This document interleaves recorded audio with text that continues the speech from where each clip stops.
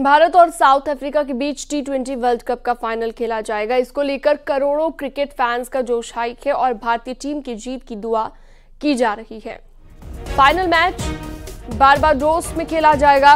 Team India ने England और दूसरी तरफ अफ्रीका ने अफगानिस्तान को हराकर खिताबी भिड़ंत में प्रवेश पाया है। आपको बता दें, इससे पहले भारत ने 2007 में पाकिस्तान को हराकर T20 वर्ल्ड कप जीता था और 2014 के फाइनल मुकाबले में भी जगह बनाई थी, जबकि साउथ अफ्रीका पहली बार किसी भी वर्ल्ड कप के फाइनल में पहुंचा है। T20 रैंकिंग की बात करें तो भारत अभी टॉप पर है और दक्षिण अफ्रीका 5वें नंबर पर है। आंकड़ों के लिहाज से अगर बात करें तो T20 मुकाबलों में दक्षिण अफ्रीका का रिकॉर्ड भारत के मुकाबले अच्छा नहीं है। T20 वर्ल्ड कप में भारत और दक्षिण अफ्रीका 6 बार आमने सामने आए हैं, जिनमें से 4 बार इंडिया टीम ने बाजी मारी है, जबकि अफ्रीकी टीम भारत को सिर्फ 2 बार हरा सकी है।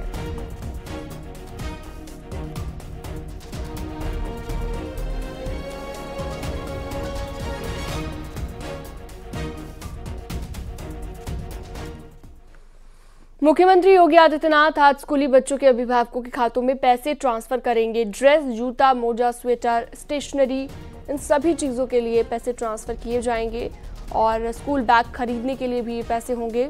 सभी छात्र छात्राओं को 1200 रुपए उनके माता पिता अभिभावक के बैंक खाते में डीबीटी के जरिए भेजे जाएंगे और इस मौके पर बेसिक और माध्यमिक शिक्षा विभाग की कई अहम योजनाओं का लोकार्पण और शिलान्यास होगा। राजधानी लखनऊ के लोक भवन सभागार में सुबह 11 बजे कार्यक्रम शुरू होगा।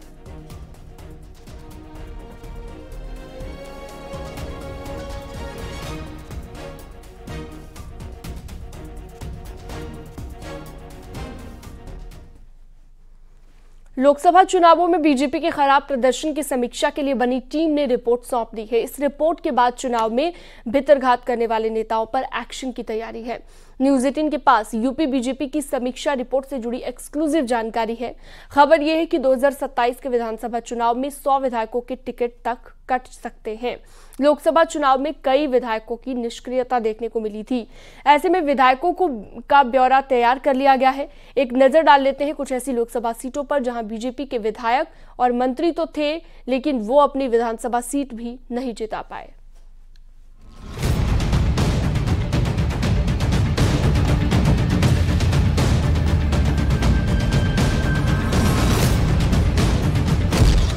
यूपी में बीजेपी ने जैसा सोचा था, रिजल्ट वैसा नहीं रहा।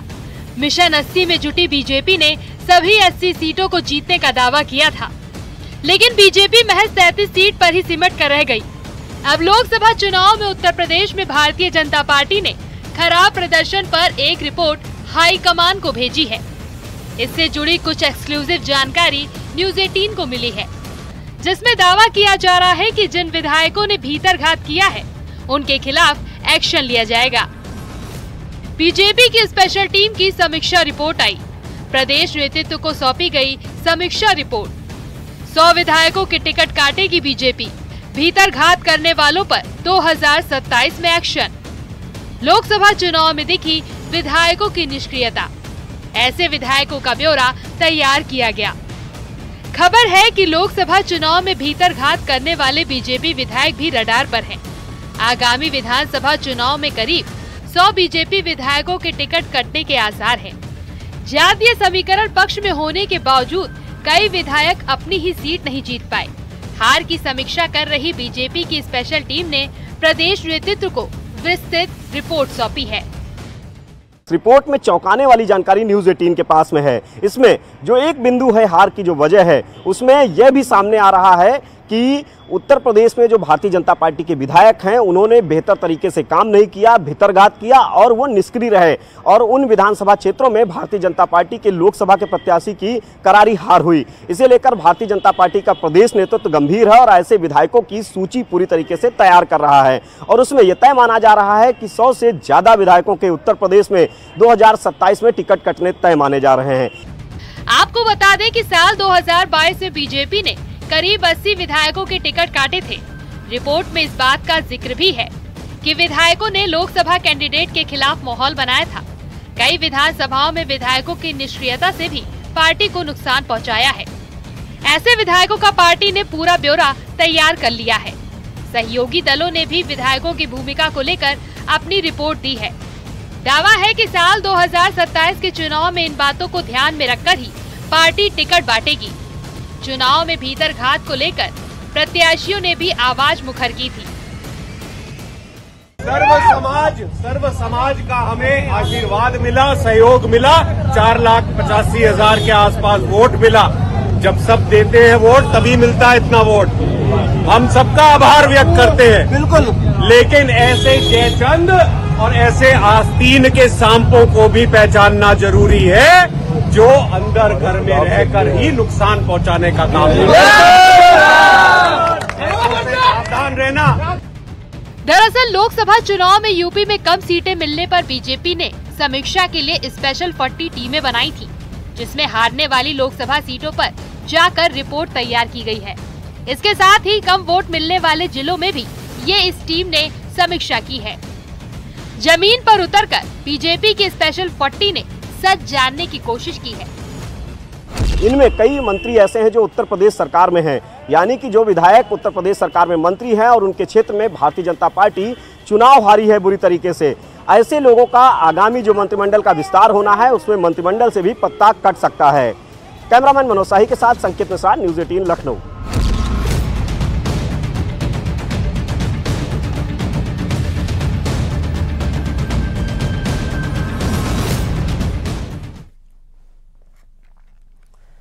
लगता है 18वीं लोकसभा विवादों की प्रयोगशाला बन गई है। पहले संविधान पर विवाद शुरू हुआ, फिर इमरजेंसी पर विवाद हुआ और अब नीट पेपर लीक पर विवाद चल रहा है। इस बीच अखिलेश यादव ने अवधेश प्रसाद को अयोध्या का राजा कह दिया और अब राजा अयोध्या का मतलब क्या है यह हर कोई समझता है। राजा अयोध्या मतलब प्रभु श्री राम, यानी कि अखिलेश यादव ने अवधेश प्रसाद की तुलना प्रभु श्री राम से कर दी। लेकिन कहानी इतनी नहीं है। उस वक्त की तस्वीरें भी आपको दिखाएंगे जब अवधेश प्रसाद शपथ लेने की तैयारी कर रहे थे। इस दौरान अखिलेश के साथ प्रथम पंक्ति में अवधेश प्रसाद को जगह दी गई थी। वो जैसे ही शपथ लेने के लिए उठे, जय अवधेश के नारे लगना शुरू हो गए। वो भी उस वक्त जब संसद भवन में जय श्री राम के नारे सुनाई दे रहे थे। अखिलेश यादव के इस नैरेटिव पर सत्ता पक्ष समेत संत समाज भी मुखर हो गया है, जिसका असर ये हुआ कि खुद अवधेश प्रसाद को सफाई देने के लिए अपना बयान जारी करना पड़ा।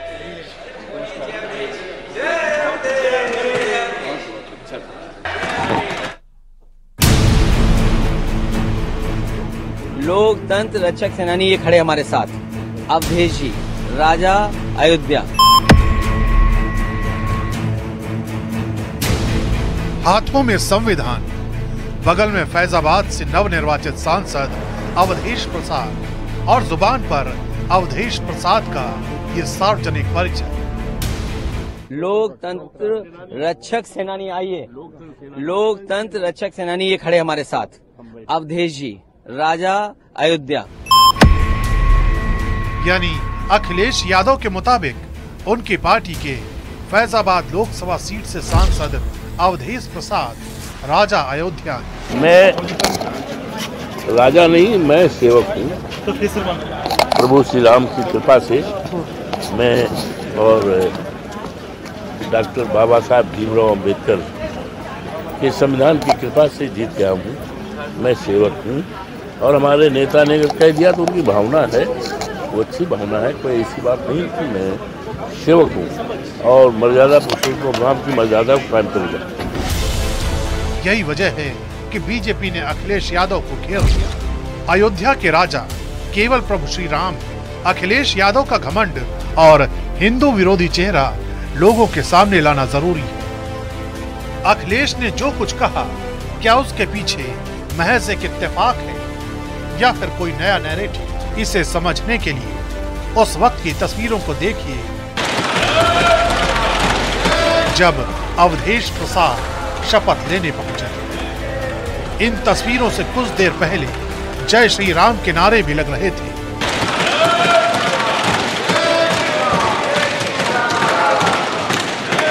लेकिन अवधेश प्रसाद के शपथ ग्रहण के दौरान जय अवधेश का जय घोष किया गया।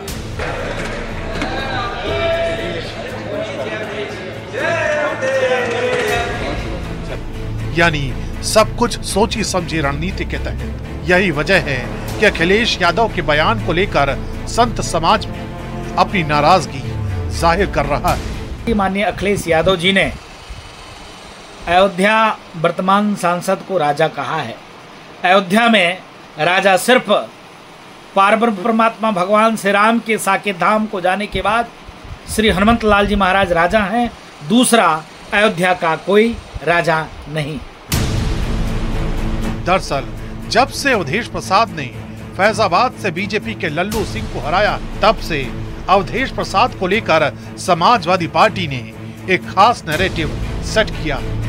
पासी समाज से आने वाले अवधेश हर उस जगह होते हैं जहां अखिलेश होते हैं। दोनों के हाथ में संविधान की कॉपी होती। पहली बार सांसद बनने के बावजूद अवधेश प्रसाद संसद भवन की प्रथम पंक्ति में अखिलेश यादव के साथ बैठते हैं।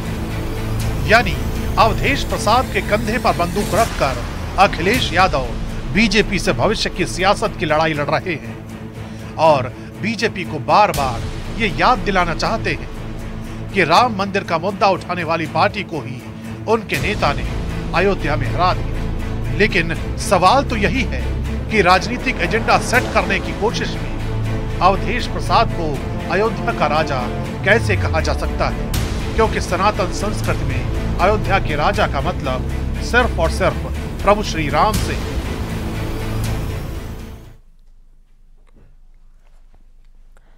अयोध्या में रामपथ निर्माण में लापरवाही पर एक्शन हुआ है। पीडब्ल्यूडी के 3 इंजीनियर सस्पेंड कर दिए गए हैं। एग्जीक्यूटिव इंजीनियर ध्रुव अग्रवाल और असिस्टेंट इंजीनियर और जूनियर इंजीनियर पर यह कार्रवाई की गई है। पीडब्ल्यूडी के प्रमुख सचिव ने ये कार्रवाई की है। आपको बता दें कि अयोध्या में रामपथ धंसने का मामला सामने आया था, जिसके बाद ये कार्रवाई की गई है।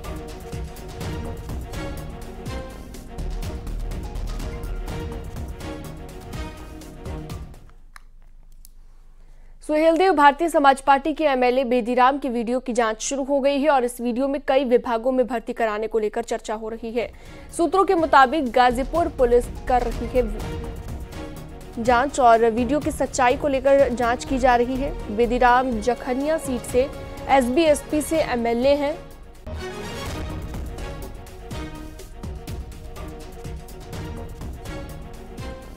तो पुलिस ने वीडियो की जांच शुरू कर दी है। ये खबर सूत्रों के हवाले से।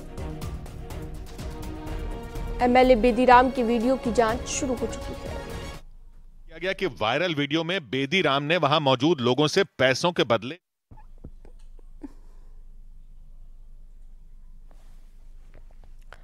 अमरनाथ यात्रा का शंखनाद हो गया है। कल जम्मू से निकला श्रद्धालुओं का पहला जत्था आज अमरनाथ गुफा के दर्शन करने वाला है। श्रद्धालु बालटाल से रवाना हो गए हैं। कई घोड़े पर तो कोई पालकी पर यात्रा के लिए निकल गया है और लगभग 13 किलोमीटर लंबी यात्रा करके वो अमरनाथ गुफा तक पहुंचेंगे और आज ही बाबा बर्फानी के पहले दर्शन करेंगे।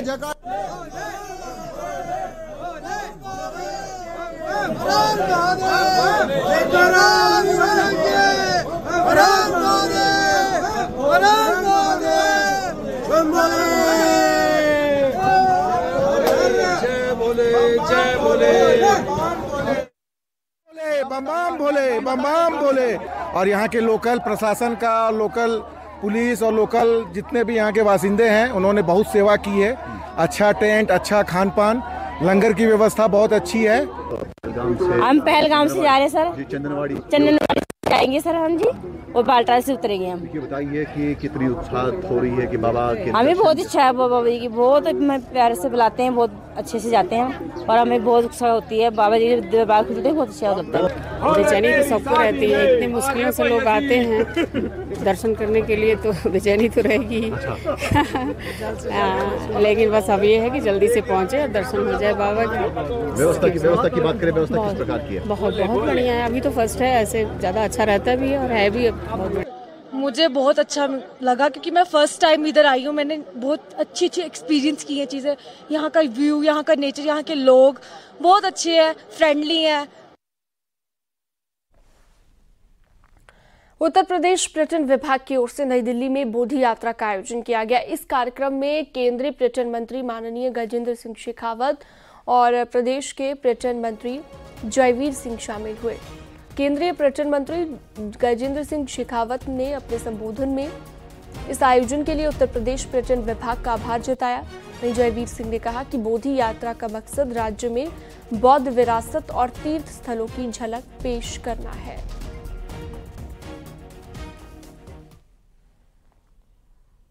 और वक्त छोटे से ब्रेक का, जल्द लौटेंगे।